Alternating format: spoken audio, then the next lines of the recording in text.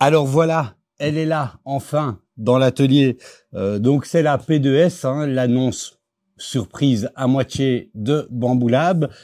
Alors, vous avez déjà certainement vu quelques tests dessus. Je n'ai pas eu la chance de faire partie des privilégiés qui la reçoivent en avant-première, mais néanmoins Bamboo Lab a accepté de me l'envoyer pour que je puisse vous la montrer. Et donc merci Bamboo.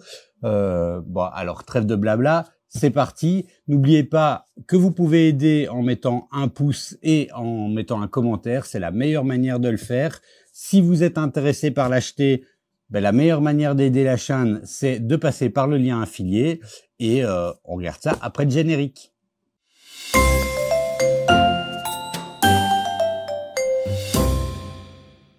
Bon, alors, qu'est-ce que propose Bamboo avec sa P2S? Donc, il l'appelle l'icône redéfinie.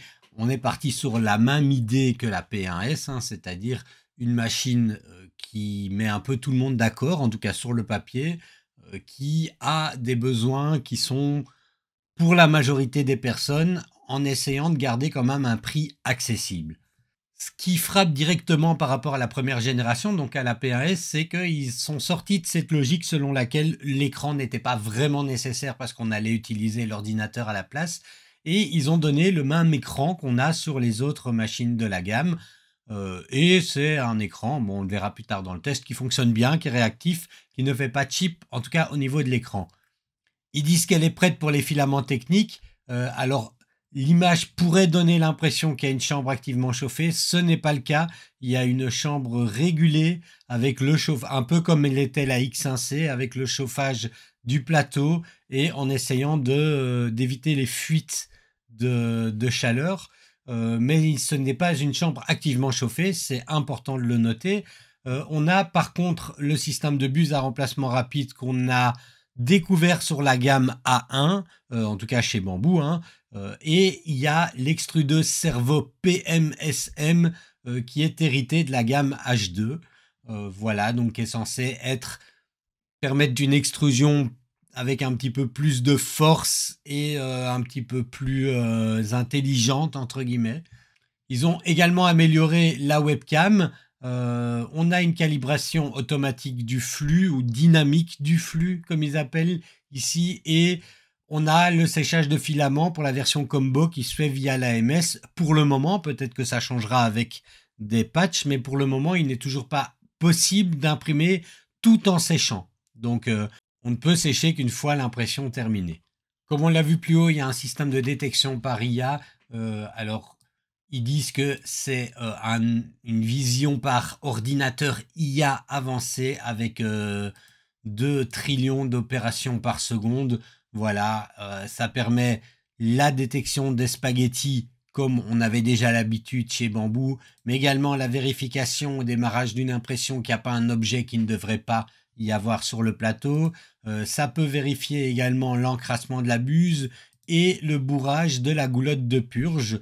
Donc voilà, hein, c'est plutôt intéressant à voir si ça fonctionne vraiment dans la réalité. Mais en tout cas, sur le papier, c'est une des caractéristiques qui est annoncée. Autre chose qui est intéressante, c'est que la machine est équipée de base d'une buse en acier trempé pour pouvoir utiliser, en tout cas avoir plus de durabilité de la buse avec les filaments, par exemple les filaments chargés en carbone, donc les filaments chargés. Et évidemment, on a l'AMS ici dans sa version 2 Pro qui est fournie dans la version combo de la machine. Et voilà, qui permet une impression jusqu'à 16 couleurs en venant relier entre des AMS, qui offre donc pas mal de flexibilité en termes de nombre de couleurs, mais avec le désavantage d'un temps d'impression beaucoup plus grand et également d'une perte de filament, de déchets qui est quand même assez énorme également. Alors au niveau du volume d'impression, on est à 256 sur 256 sur 256, ce qui est exactement le même volume d'impression que la gamme précédente, hein, que la P1S ou que la X1C. Et pour le prix, eh ben, on est à 749 € en version P2S, enfin en version combo, pardon, et à 519 € en version toute seule. Ils annoncent une expédition vers le 1er décembre pour la version sans combo. Alors là, si ça vous intéresse, s'il y a un lien affilié en description, ben vous l'achetez et puis vous me faites plaisir en me permettant d'avoir une petite commission qui ne vous coûtera à vous pas un franc de plus. Voilà, allez, c'est parti pour l'unboxing. Bon alors, qu'est-ce qu'il y a dans le carton? On a un petit manuel avec, comme vous le voyez, c'est en anglais, mais c'est toujours assez explicite au niveau des informations et au niveau des dessins. La petite boîte avec les petits outils. Et ce n'est pas seulement les outils, parce qu'on va retrouver aussi quelques pièces de rechange, comme une chaussette en silicone, voilà, des petites lames pour le cutter. Donc, quelques pièces de rechange. Tout est évidemment bien emballé dans du polystyrène. Et la machine en elle-même arrive comme ceci, complètement emballée dans du plastique. Et notamment pour faciliter le fait de la sortir de la caisse. Alors moi, je ne sais pas du tout avec mon bras et ma main, mais voilà, hein, avec l'aide de ma femme. Et le reste est plutôt bien emballé. Alors, pas de casse, c'est bien. Je sais qu'il y en a qui sont arrivés avec des vitres cassées. C'est toujours malheureux, c'est de la faute des transporteurs. Même quand on essaye de bien emballer une machine, on peut toujours tomber sur un transporteur indélicat. Tout est maintenu par des bandes collantes qui ne marquent pas sur la boîte. Et ça, c'est pas mal. Et comme vous pouvez le voir, l'AMS est à l'intérieur. Donc ça, c'est quand même habituel chez Bamboo. Il va falloir dévisser quelques trucs pour avoir accès à l'AMS. Le reste est plutôt bien emballé. Les parties vitrées dans des sachets plastiques. Alors ça protège à la fois un petit peu des chocs, en maintenant bien collé contre la paroi grâce au truc, mais ça permet aussi de récolter tous les morceaux si jamais ça a pété, et c'est mieux que d'en avoir partout dans la boîte. C'était également le cas pour le capot supérieur.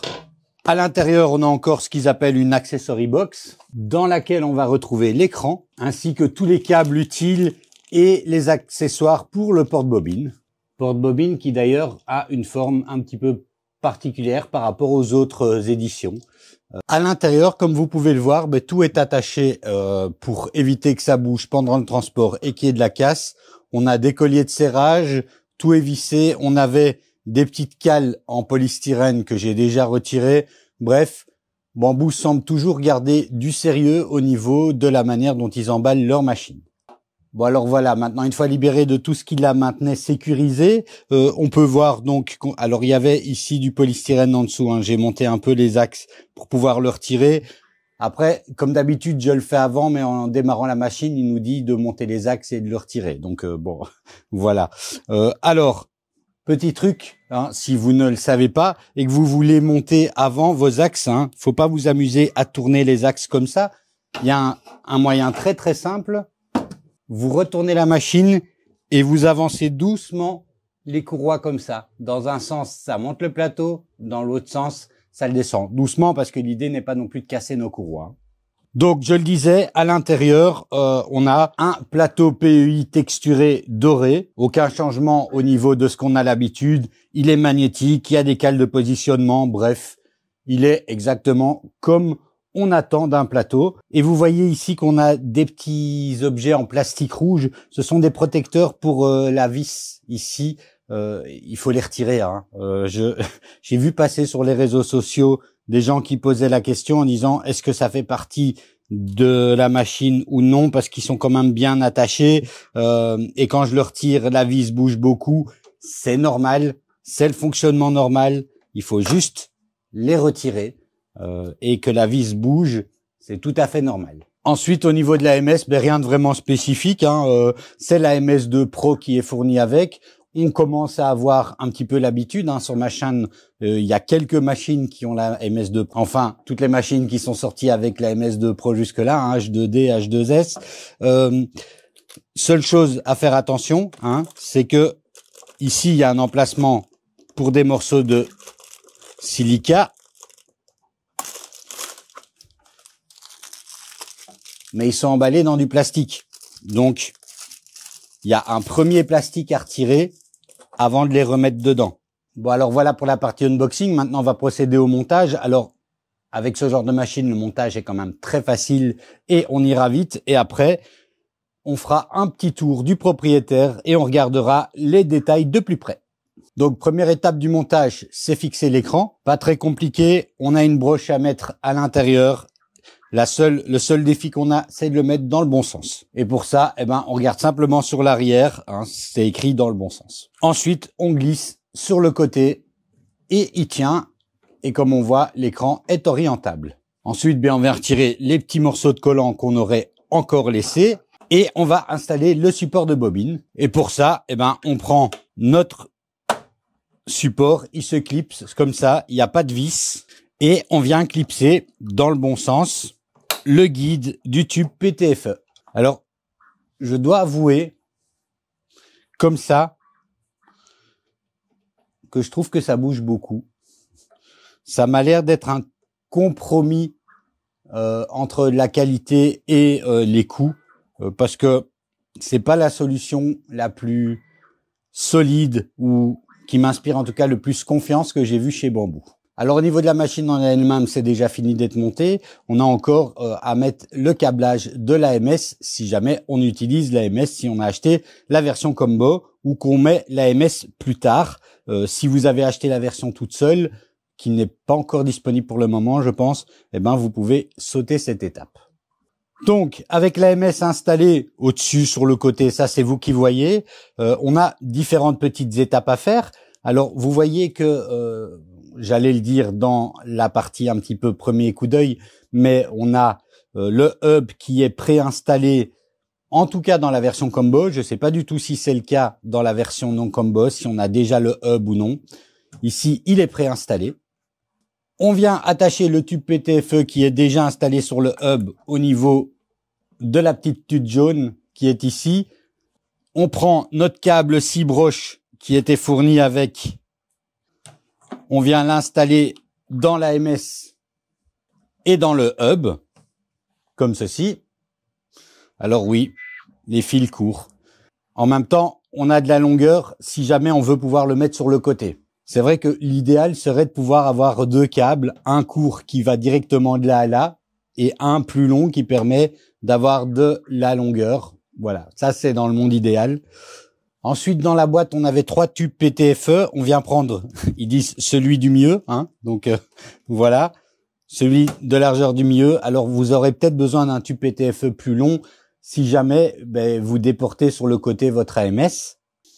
Et on vient faire la connexion entre le hub et l'AMS. Et ça, c'est vraiment un point qui est très très bien. Donc, si vous connaissiez les anciennes machines, P1S, X1C, en gros, quand vous vouliez passer sur le support de bobine, il fallait venir déclipser votre tube PTFE pour pouvoir mettre le tube PTFE directement lié au support de bobine. Ici, maintenant, c'est plus nécessaire. On peut laisser en permanence un tube PTFE connecté directement. Alors, je vais prendre celui qui est de la longueur la mieux, mais donc on peut directement laisser un tube PTFE et ça c'est cool. Voilà, le montage est terminé. On passe maintenant à un premier coup d'œil des détails de la machine. Donc voilà, d'un point de vue général, au premier coup d'œil comme ça, on pourrait penser qu'on a une X1C. Moi personnellement, c'est à quoi ça m'a fait penser parce que on est quand même sur un look vraiment similaire. Alors pas vraiment similaire à la mienne, puisque si vous l'avez pas vu dans une vidéo, j'ai refait une déco complète de ma X1C en mode Fallout. Mais globalement, si vous retirez de votre tête le côté déco, on est sur à peu près la même machine.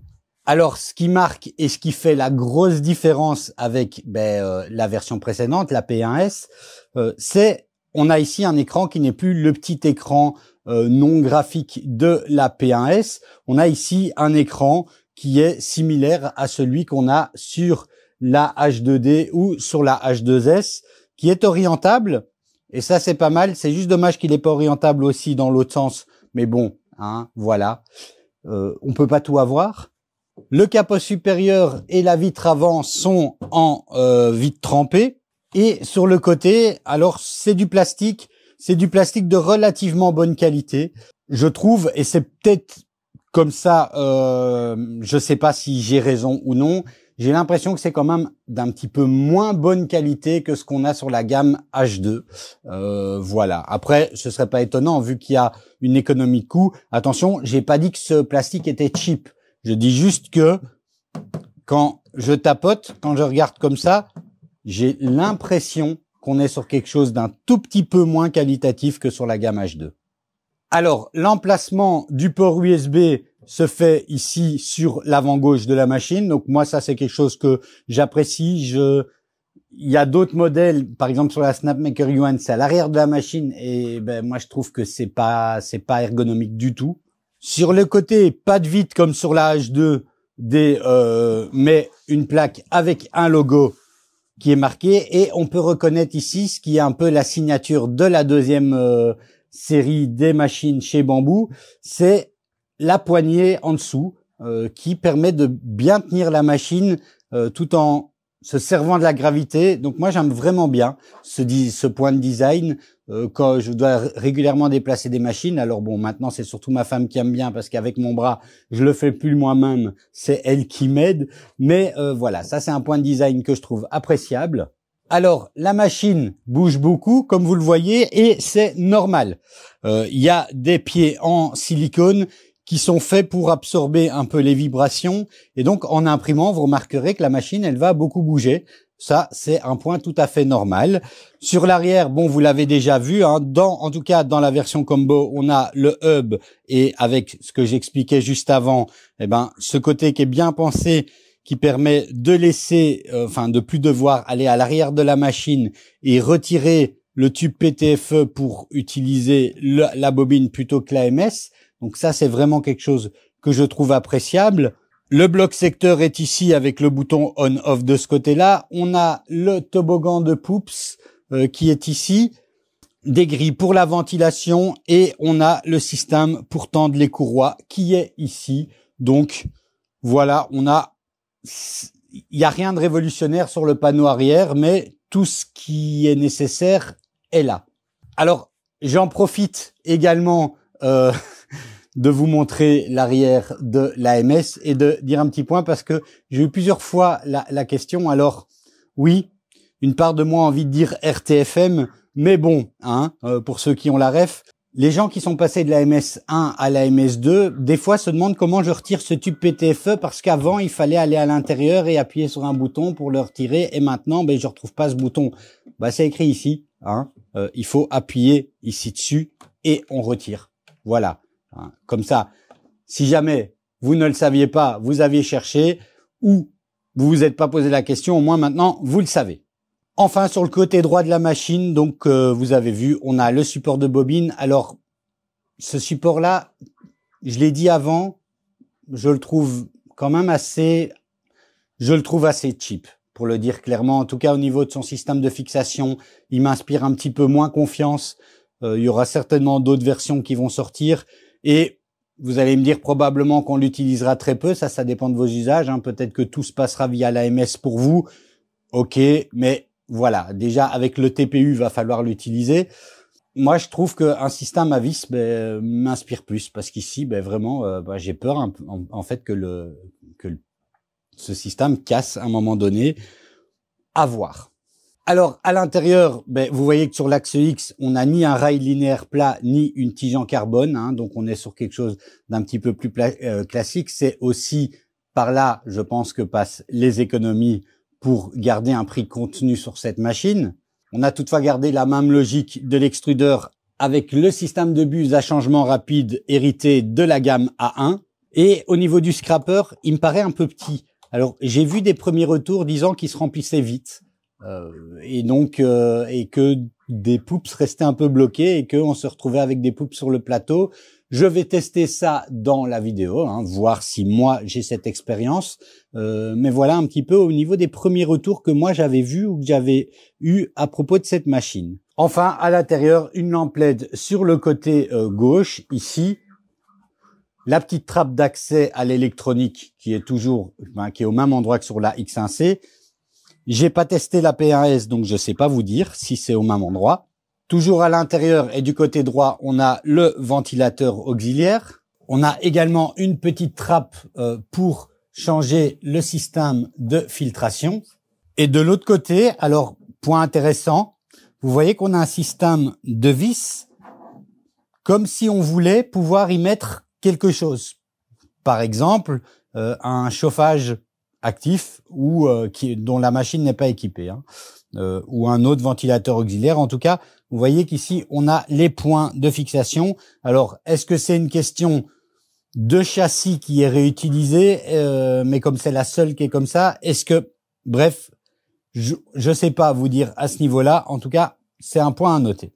Enfin, toujours à l'intérieur, la caméra qui est ici orientée vers le plateau. Alors voilà pour l'analyse détaillée de la machine. Maintenant, je vais l'installer à sa place à côté de sa grande sœur dans l'atelier et on va la mettre en route. Alors, on est sur quelque chose d'habituel hein, chez Bamboo. Donc, on a ici un menu, on vient choisir la langue. On choisit pour la connexion serveur de Bamboo le continent sur lequel on est. Donc, nous, on est en Europe. On vient se connecter à notre Wi-Fi. Dès qu'on est connecté, il nous propose de nous connecter à l'application Bamboo ND pour ajouter l'imprimante. On va donc avoir besoin d'un compte pour ça. Pour ajouter à l'application, simplement on vient cliquer sur imprimante ici en dessous, le petit plus et on vient scanner le code QR. Et voilà, j'ai plus qu'à confirmer pour lier l'imprimante. Ensuite, on accepte toute une série de choses qu'on est censé relire. Alors là, on a passé l'étape, mais il nous dit qu'il faut qu'on retire les vis qui maintiennent le plateau et il va passer toute une série de petits tests, en tout cas une calibration. Ça dure 26 minutes au total et donc annulation du bruit moteur, compensation des vibrations et nivellement automatique. Donc je l'espère et on se retrouve après. Alors on est sur une interface dont on a l'habitude hein, sur Bamboo Lab, une interface avec des onglets sur le côté, le menu Home avec des raccourcis vers d'autres parties des onglets. Donc dans le menu Home, on a un petit blabla, les fichiers d'impression avec des fichiers qui sont déjà prévus dans la machine et la clé USB dans mon cas est vide, donc il n'y en a pas. On a le raccourci vers l'extrudeur et donc où on peut déjà adapter nos températures. On a le raccourci vers le réseau et on active ou on désactive le Wi-Fi ici. On a accès à l'AMS, donc là pour le moment j'ai rien mis en tout cas, et à la bobine extérieure, pardon. Alors ici sur le côté, la petite icône de réglage, on a accès aux différentes fonctions de la machine. Hein. On peut venir modifier nos vitesses d'impression. Alors ce sont des vitesses qui viennent écraser les vitesses que vous avez mis dans le slicer. Donc si vous avez mis par exemple 300 mm par seconde en vitesse normale, si vous mettez en mode silencieux, il imprimera à 150 mm par seconde. Et en insensé, ce sera très moche, mais ça permet d'accélérer une impression, par exemple prototype ou quelque chose dont l'impact sur la vitesse est moins intéressante pour nous. Vous aurez plus de risque d'erreur d'impression également si vous le faites de ce côté-ci. Donc voilà, c'est vraiment un rapport. C'est comme ça depuis la première Bamboo Lab, ça n'a pas changé. Alors bon voilà, on peut régler la température du plateau chauffant et on a accès à notre panneau de mouvement. Alors il est moins évident, je trouve, hein, puisqu'on doit venir cliquer sur ce petit bouton là. Et là, on peut venir modifier au besoin nos axes. Alors petit point au niveau du menu support de bobine, hein, pour avoir accès à la fonction déshydrateur de l'AMS, il faut venir cliquer ici sur la petite goutte et venir choisir ici notre AMS et appuyer, venir choisir nos paramètres, et appuyer. On a également accès à la bobine extérieure de ce côté-là. Enfin, les paramètres de la machine, on va retrouver notre Wi-Fi, le menu pour formater notre stockage USB, le menu pour la mise à jour. Moi, vous voyez, je suis à jour sur les derniers trucs. Ici, pour refaire les calibrations de la machine et différentes options. La qualité de la vidéo, la veille automatique, la langue, etc., etc. On va retrouver ça là. Et enfin, le petit menu assistant qui nous donne des infos si on a des problèmes avec la machine. Donc voilà une interface qui est classique chez Bamboo, mais qui reste efficace et fonctionnelle sans qu'on se perde trop. Bon alors maintenant, je vais charger du filament et je vais faire une première impression depuis la bobine extérieure avec un des éléments qu'on retrouve intégré dans la machine et après on ira sur l'ordinateur et on fera des tests un petit peu plus avancés. Alors le premier fichier que j'ai pris, c'est un petit support pour téléphone. Et comme vous voyez, on l'a en 3 fois. Bon, ça marche bien, hein, pas grand chose à dire. mais on ne doutait pas beaucoup que les fichiers qu'ils proposaient avec du filament bambou, ça fonctionnait bien. Donc maintenant, je vais tester autre chose. Alors, je vais commencer par tester d'imprimer du TPU. Pour ça, je vais pas le faire ni avec du TPU bambou, ni avec l'AMS. Alors l'AMS, parce que c'est pas top le TPU dedans, et pas de bambou comme ça. On teste également un filament tiers. Ici, je pense que c'est du Kidi. Bon, alors première chose qu'on va faire, c'est venir rajouter la P2S. Donc pour ça, je viens ici dans Bamboo Studio. Je clique sur le nom de l'imprimante et je fais sélectionner retirer des imprimantes. Et évidemment, il faut installer les dernières versions. On a la P2S qui est là. On clique là simplement et on fait confirmer. Je me synchronise. Alors, j'ai pas changé son nom. Donc au passage, je vais l'appeler P2S. On voit que mon AMS est synchronisé. J'ai la bobine extérieure, donc c'est très bien. Donc je suis venu prendre le TPU générique, je ne vais pas me casser la tête, je vais voir le profil comme ça, peut-être que je devrais faire des modifications, et j'aime bien tester le TPU avec comme ça un petit bonhomme Moai, et j'en ai pour 1h07, donc c'est parti. Bon, alors là encore, pas de grande surprise, ça c'est bien imprimé, comme vous pouvez le voir ici, c'est plutôt propre pour du TPU avec des surplombs plutôt propres. Et en parlant de surplomb, ça me donne une idée. J'ai vu une pub passer de Bamboo qui montrait qu'ils avaient utilisé un modèle qui est un modèle développé par Prusa. Donc voilà, je trouvais ça rigolo. Mais donc moi, je vais faire le test d'impression avec les paramètres standards avec une bobine Bamboo et on va voir comment est-ce que la machine gère les surplombs, comme ils le prétendent dans leur publicité. Alors je vous montre l'image ici, c'est un test. Alors pour la petite histoire, je trouve ça amusant, je préfère le pointer, pas du tout pour entrer dans une guéguerre, mais ce modèle de surplomb scandinavique, et d'ailleurs que je vais prendre ici, le Scandic Plate Over Ink Test, donc c'est un test pour tester les surplombs. Vous voyez sur l'image, ils disent qu'avec la P2S, ça donne super bien, et contrairement aux autres imprimantes, donc c'est un test qui est bien pour tester les surplombs, mais ce qui est amusant, c'est que c'est un test qui a été, le modèle a été développé par le directeur marketing de Prusa. Et c'était le test qui était utilisé au moment de la sortie de la MK4S pour expliquer qu'elle fonctionnait très bien avec les surplombs. Bon, alors j'ai d'abord fait le test avec du filament silk et comme vous voyez, la surface ici est pas très très propre et puis surtout derrière les surplombs, c'était une catastrophe. Donc ça, c'était avec du filament silk et le profil par défaut. Et donc ça allait pas du tout. Enfin, vous voyez, c'est absolument horrible. Alors, je me suis dit quand même que s'ils avaient fait la photo, c'est qu'il y avait moyen d'avoir quelque chose de plus beau. Et donc, j'ai réimprimé, alors avec du noir, du PLA basique noir de chez Bamboo, mais en mettant la vitesse au minimum. Donc en fait, j'ai mis en vitesse tortue pour que pour que la vitesse soit la plus faible possible. Et là, j'ai pu obtenir un résultat qui était quand même très très bien au niveau des surplombs, mais j'ai encore testé avec une vitesse normale et du filament noir, c'était moche. Donc il fallait vraiment diminuer la vitesse pour avoir quelque chose qui était comme ça propre au niveau des surplombs. Donc on peut pas avoir des beaux surplombs avec une vitesse standard.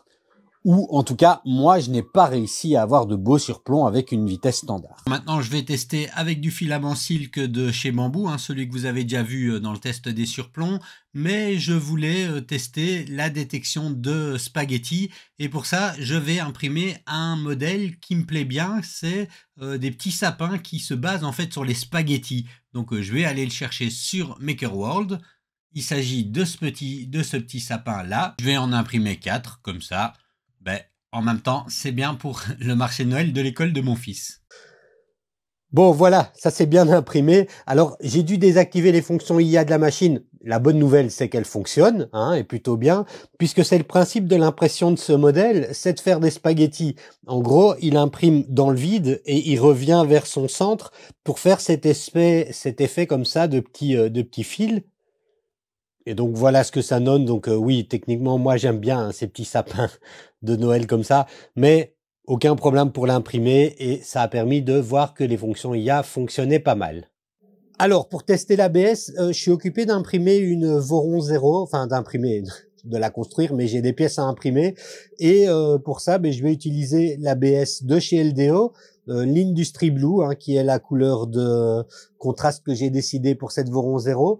Et donc, c'est l'occasion rêvée pour tester les capacités d'impression en ABS. Alors, je vais vous passer toute la calibration du filament, évidemment, mais je vais voir si j'arrive à obtenir, peut-être en ayant besoin de calibrer un peu, des beaux résultats.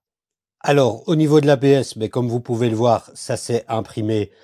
J'ai pas eu du tout de décollement, hein. Toutes les pièces se sont imprimées. J'ai pas de décollement, j'ai pas de modification bref, voilà, j'ai pas eu de warping, voilà, c'est ça que je voulais dire. Et j'ai pas mis de colle particulière ou autre, donc de ce côté-là, ça a été, je trouve que la pièce est propre. Elle est pas la plus nickel que j'ai eue de ma vie, mais elle est propre, donc on peut dire qu'avec l'ABS, de toute façon, ça marche, hein. Alors, je pense que c'est plus encore à affiner mes réglages, puisque là, j'ai quand même fait une calibration, mais je me suis pas en fait cassé la tête beaucoup plus que ça. Mais donc voilà, je pense que on peut obtenir quelque chose de bien et qu'on peut tout à fait imprimer de l'ABS avec, et les pièces semblent solides comme il faut. Donc voilà, je pense qu'elle valide le test de l'ABS. Bon, alors pour tester l'impression en 4 couleurs, j'ai pas envie de gaspiller énormément de filaments, donc je vais pas faire une statuette en 4 couleurs qui va prendre plein de place. Mais par contre, je vais faire ici un petit fidget et je vais le coloriser, hein, avec les fonctions de colorisation de bambou. Donc ici, j'ai mes 4 filaments. C'est pas du filament bambou que j'ai mis dedans, donc j'ai pris le profil générique PLA, comme ça on voit ce qui donne. Alors j'ai 4 marques différentes, hein, j'ai pris ce qui me tombait sous la main et je viens faire la mise en couleur. Alors je vais par exemple mettre, hop, ici du bleu, ici du jaune, ici du vert, du blanc et puis on va remettre du bleu. Hop, comme ceci. Alors je dois bien mettre ma tour de purge et voilà. Il me dit que j'en ai pour 9 heures, pour qu'on puisse voir la différence, hein, ici. Donc là, je vais revenir en arrière. Et donc la même chose sans changement de couleur, j'en ai pour 55 minutes. Vous voyez quand même l'impact du changement de couleur sur le temps d'impression. Au niveau du filament, on en a ici pour 26 grammes. Et avec les poups et les changements de filament, on en arrive à 176 grammes au total. Donc ça change quand même pas mal la donne. Bon, et voilà le résultat, hein. Comme vous pouvez voir, la précision dimensionnelle est plutôt bonne. Ce sont des couleurs avec du filament tiers, hein, donc et j'ai mis simplement les profils par défaut de bambou, ça marchait bien. Donc voilà, hop. Donc si je le pète pas, ça marche bien. Bon, alors maintenant j'ai envie de tester une impression en nylon. Alors j'ai besoin d'une autre petite poignée comme ceci et je me suis dit tant qu'à faire, autant tester en nylon. Et en plus, cette pièce est bien pour ça parce que ça nous permettra de voir des surplombs comme ça ici sur le côté. Et pour ça, j'ai ici du nylon PA66 Natural de chez Inslogic. Et voilà, le nylon, c'est pas forcément facile à imprimer sans chambre activement chauffée. Et on a ici une chambre qui est régulée, mais pas activement chauffée. Donc, c'est le moment de voir si ça fonctionne et si on obtient des beaux résultats. Bon. Alors, voilà ce que ça donne. J'ai pas réussi à avoir beaucoup mieux. J'en ai testé plusieurs, imprimé plusieurs. J'ai pas vraiment réussi à avoir beaucoup mieux. Ça va, hein. Mais bon, hein, c'est quand même un filament qui est relativement compliqué à imprimer. Et je pense qu'on atteint là les limites de la chambre qui n'est pas vraiment activement chauffée. C'est sans support, hein, c'est au niveau des surplombs que ça... Voilà, que ça a un petit peu merdé, mais bon, hein, c'est encore relativement propre. Bon alors voilà, je vais m'arrêter ici, hein, ça sert à rien que j'imprime 50 millions de modèles. Je pense que vous avez vu le principal de ce qu'il fallait voir de cette machine. On est toujours sur une machine bambou, sa force c'est son écosystème. Au niveau de la machine en elle-même, ici, j'ai pas vraiment de choses particulièrement négatives à donner. Elle fonctionne correctement. Avec le filament bambou, on a des résultats qui sont corrects. Je pense qu'il faut quand même, si on a vraiment envie d'être perfectionniste, améliorer les profils qui sont peut-être encore un petit peu matures. Voilà, ce serait un petit peu ça que j'aurais envie de dire. Pour le reste, c'est un test d'une imprimante sans surprise, j'ai envie de dire. On est sur la lignée de ce qu'on a connu et ben, ça fonctionne. Voilà. Alors, est-ce que c'est un indispensable si vous avez déjà une P1S? Ben, moi, je pense pas. Sauf si pour vous, l'écran, c'est vraiment, vraiment quelque chose qui est, voilà, qui est un plus à avoir. Sinon, l'intelligence artificielle, la détection et tout ça, je pense pas que ça améliore de manière considérable la qualité d'impression. Je pense que on avait déjà une excellente expérience avec la P1S. En tout cas, moi je l'avais pas testé, mais c'est les retours de la plupart des gens que je connais, donc je ne vois pas vraiment un gap particulier par rapport à ce que j'ai entendu. Par contre, je ne vois pas non plus un gap particulier par rapport à ce que j'ai vu avec la X1C, et celle-là je l'avais. Alors, est-ce qu'on est au niveau de la X1C maintenant? Peut-être, hein, probablement.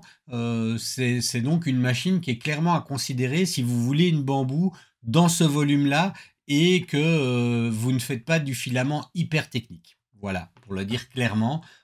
Pour de l'ABS, de l'ASA, du PETG, vous aurez absolument aucun problème.